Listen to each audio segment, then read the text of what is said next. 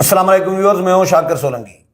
Viewers, general retired فیض حمید کی گرفتاری کے بعد پی ٹی آئی پر سناٹا چھایا ہوا ہے۔ خان صاحب، عمران خان، انہوں نے میڈیا ٹاک بھی کی ہے، تو وہ بھی پہلے کی طرح جو گھن گرج جو ہوتی تھی، جو سخت زبان استعمال کرتے تھے، اس طرح نہیں کی، اور وہ بھی اب ڈاؤن نظر آ رہے ہیں۔ لیکن وہ کہتے یہ ہیں بظاہر کہ بھائی فیض حمید کی گرفتاری سے میں کوئی خوفزدہ نہیں ہوں، یہ خان صاحب کہہ رہے ہیں۔ لیکن باقی پی ٹی آئی کے جو لوگ ہیں، جو اسد قیصر ہیں یا عمر ایوب ہیں، جو روزانہ کی بنیاد پر دھمکیاں، انقلاب کی دھمکیاں، یہ ہوگا وہ ہوگا، بس انقلاب آئے گا۔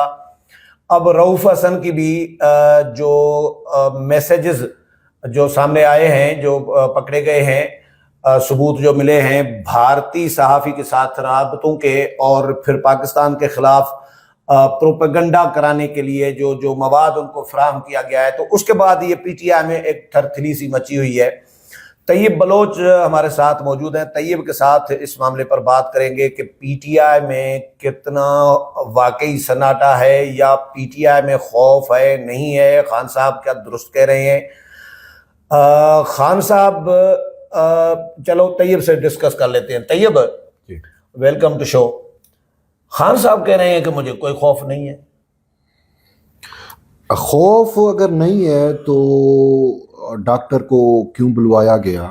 ہاں، ڈاکٹر فیصل کو بلوایا گیا، جی ڈاکٹر فیصل کو بلواؤ، مسئلہ ہو گیا ہے، ٹھیک ہے۔ ہاں، تو پھر خان صاحب کی طبیعت بھی تھوڑی ایک دو دن پہلے بڑی ناساز ہوئی، مطلب ہے شاید ان کا کچھ اسٹامک کا ایشو ہو گیا یا کچھ چیزیں ایسی ہو گئی، ٹھیک ہے نا۔ اب اس کو ہاضمہ ان چیزیں ہضم ہی نہیں ہو رہی ان کی، وہ تو اس لیول پہ ہے۔ اور باقی جو آپ نے بات کی، دیکھیں ادا یہ پورا ایک عمران پروجیکٹ کا جو فاؤنڈر ہے، جو کاریگر ہے، جو مستری ہے، وہ جب گرفتار ہو جائے تو پھر شکست تو ریختہ ہے آگے۔ مستری پہ ایک بندے نے کمنٹ کیا تھا کہ مستری لفظ صحیح یوز کیا ہے، تو جس نے پورا قائم رکھا ہوا تھا پی ٹی آئی کو ایک شکنجے میں، ایک لڑی میں پرویا ہوا تھا، اور صرف پرویا نہیں ہوا تھا، ان کی جہاں پہ ان کو سہولت کاری چاہیے ہوتی تھی وہ سہولت کاری بھی اس کو کروا رہا ہے۔ عدلیہ میں سارا ماسٹر مائنڈ وہ تھا، عدلیہ میں اس نے جوڈیشل کو کرا کے سہولت کاری کرائی، اور یہ سارا کچھ،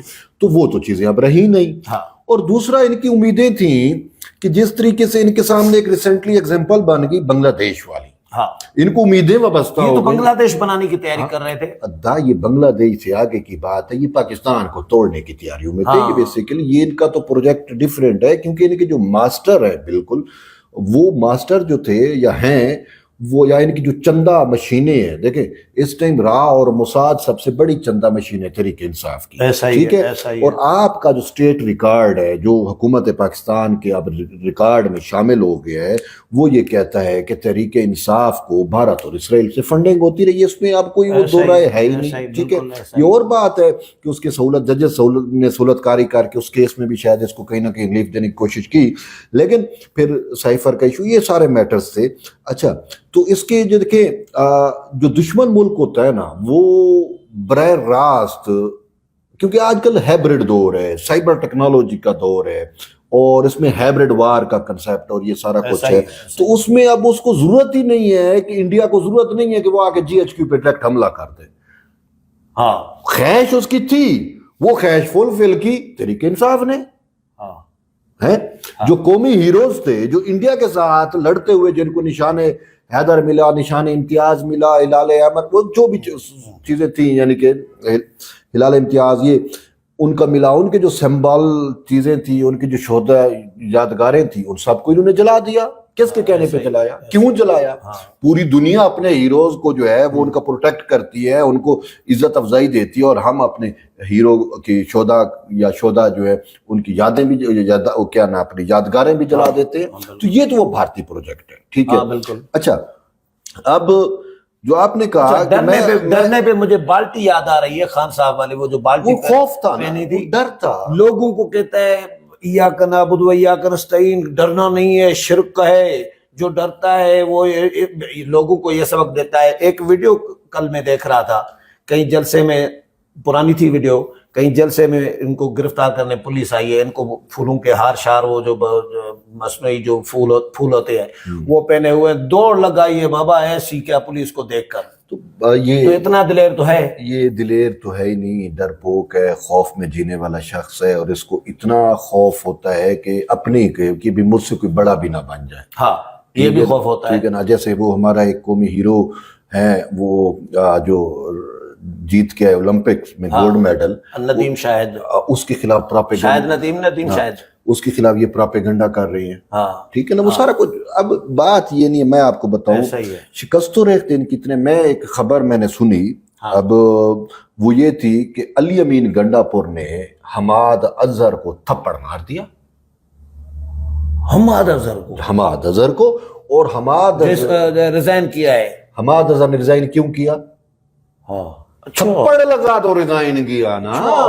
لڑائی تو یہاں اجلاس میں اس نے اس کو کہا کہ آپ تو چور ہو, ڈکیٹ ہو. اس نے تیری 10 تھپڑ مارا اس کو, اور اس نے پھر ریزائن کر دیا. یہ بڑی خبر ہے, آپ بڑی خبر دے رہے ہیں. اچھا, اب دوسرا چودھری وہ پرویز الہی, اس نے بھی کہا مجھے اب بخش دو, میرا طریق انصاف سے تعلق نہیں ہے, میں سیاست ہی چھوڑ رہا ہوں.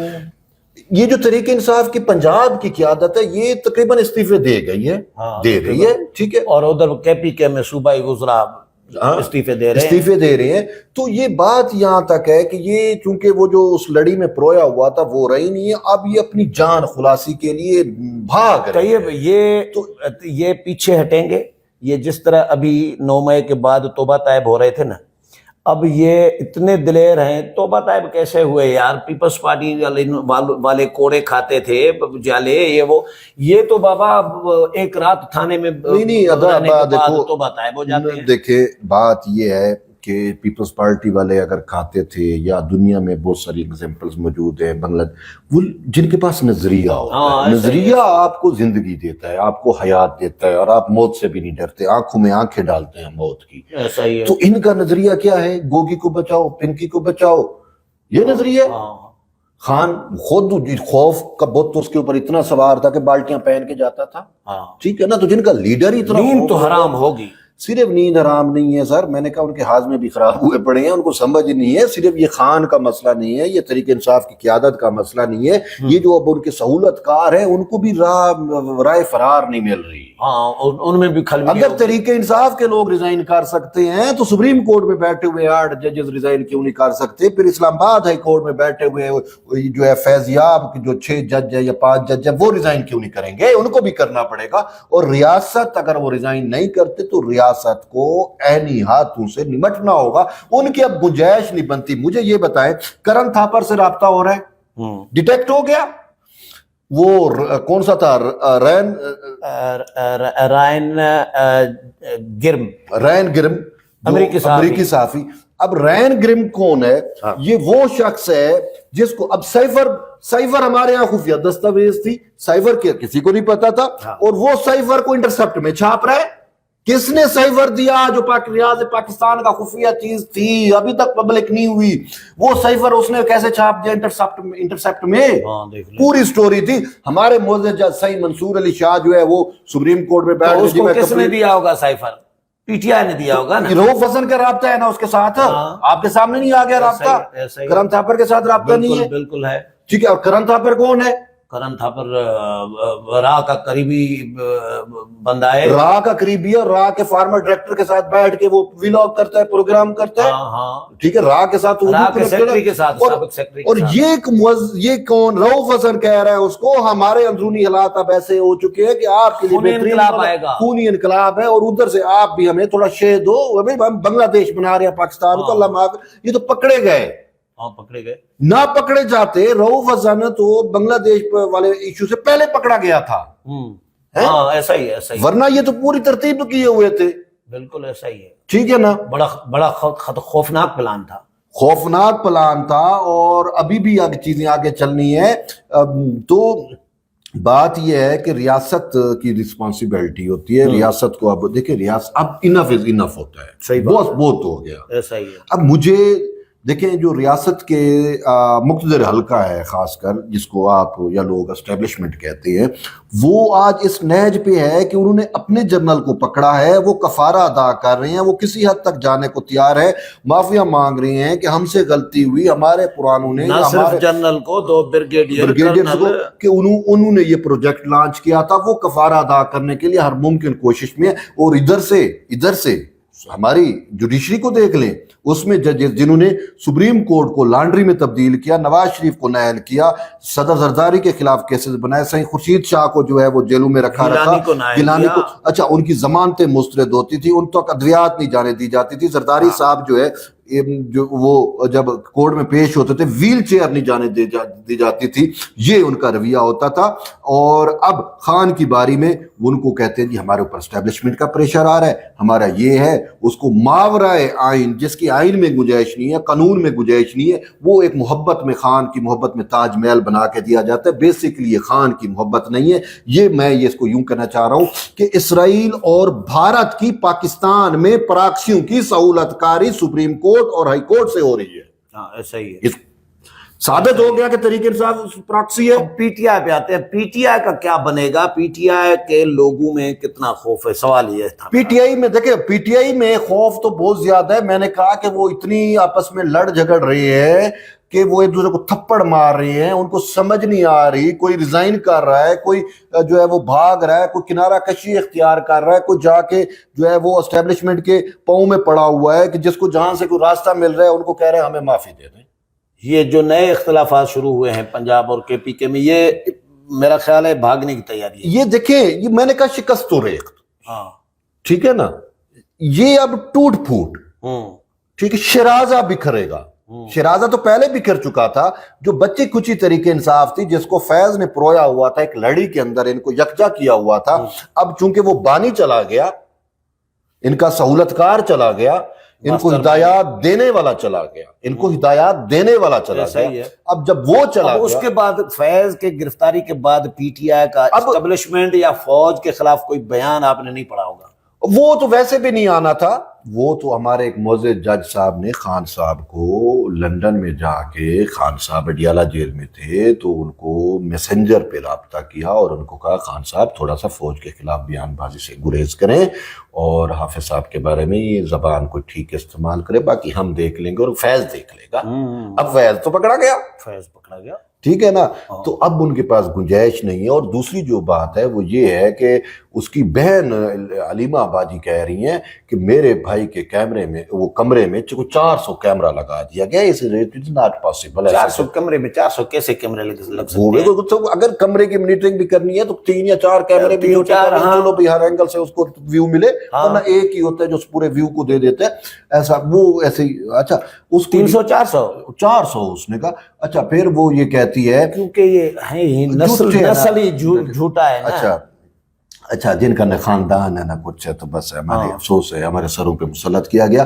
تو اب جو ہے کہ خود خان کو بھی یہ پریشانی ہے. اس کی بہن بھی کہہ رہی ہے کہ میرے بھائی کو خدا کا نام مانے. وہ اس نے تو پچھلے دنوں میں کہہ رہی تھی کہ میں زرداری سے معافی مانگتی ہوں، میں نواز شریف سے معافی مانگتی ہوں، ان کے پاؤں پکڑتی ہوں، ان کے آگے جا کے اپنا دوپٹہ پھیلاتی ہوں، میرے بھائی کو معاف کرا دے، اس کی جان خلاصی کرائے. ہاں اس کی جان خلاصی کرائے اور اس کو آرمی کی تحویل میں دے دیا جائے گا. 1 ہفتے کے اندر اس کے اوپر ملٹری ٹرائل ہوگا تو بس ہماری جان چھڑائیں، بس انف از انف.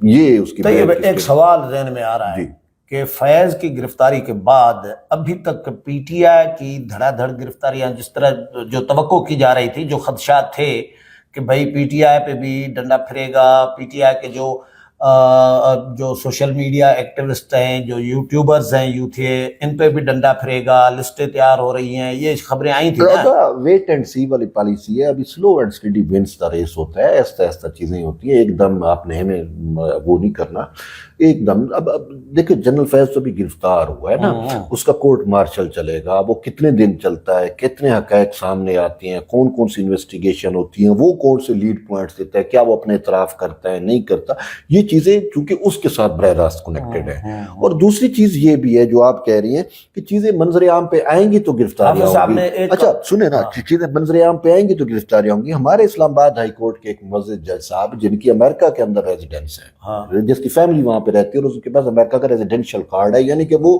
ریاست متحدہ امریکہ کے ساتھ ان کی وفاداری پہ کسی کو کوئی وہ نہیں ہے, انہوں نے وہاں پہ وفاداری کا حلف اٹھایا ہوا ہے یا لے چکے ہیں. تو ایویں ریزیڈینشیل کارڈ تو نہیں ملتا, مجھے امریکہ دے دے, ہمیں تو ویزا نہیں دے گا, ٹھیک ہے. تو اس کو ایویں ریزیڈینشیل کارڈ مل گئے, تو وہ ادھر آپ کے اور میرے ٹیکس پیئر کے پیسوں سے تنخواہیں لیتا ہے, فیملی ادھر پلتی ہے. اور اس نے پچھلے دنوں کچھ دن پہلے ایک آرڈر کیا, اب جو میں پوائنٹ یہ پچھلے ویلاگ میں ذکر کر چکا ہے. ہاں, تو اس میں اس نے کہا کہ جو ہے نا آڈیو ویڈیو آپ منظر عام پہ نہ آنے دیں, یہ اس کی ریکارڈنگ غیر قانونی ہوتی ہے, اور ایجنسیوں کو بھی منع کیا. تو اس وجہ سے اب کچھ حقائق جو سامنے بھی آنے ہیں اس کو انہوں نے روکنے کی کوشش کی.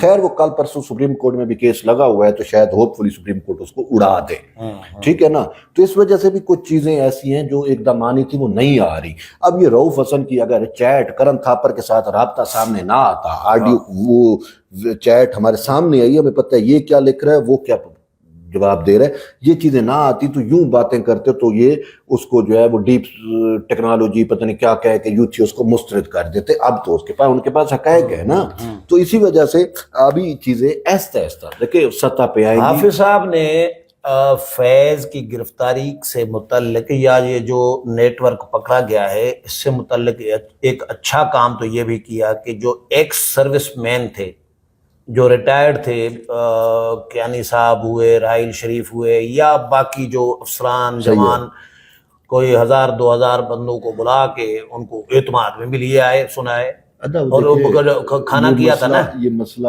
سیاستدانوں سے ہٹ کے خود ادارے کا بھی تو ہے نا. ہاں ظاہر ہے, بغاوت کرا دی یار, تو شہداء کی توہین ہے, یہ کون برداشت کرے گا. پھر اس کے علاوہ جنرل فیض ادارے کا ایک بڑا سربراہ رہا, اور اس کے ابھی تک ادارے میں یا تو اس کے جونیئر سینئر سب کے ساتھ رابطے ہوتے ہیں, کیونکہ جب آپ ایک محفل ایک اس میں سرکل میں ہوتے ہو اور ایک کمانڈ کے اندر ہوتے ہو تو اس طرح کچھ ہوتا ہے.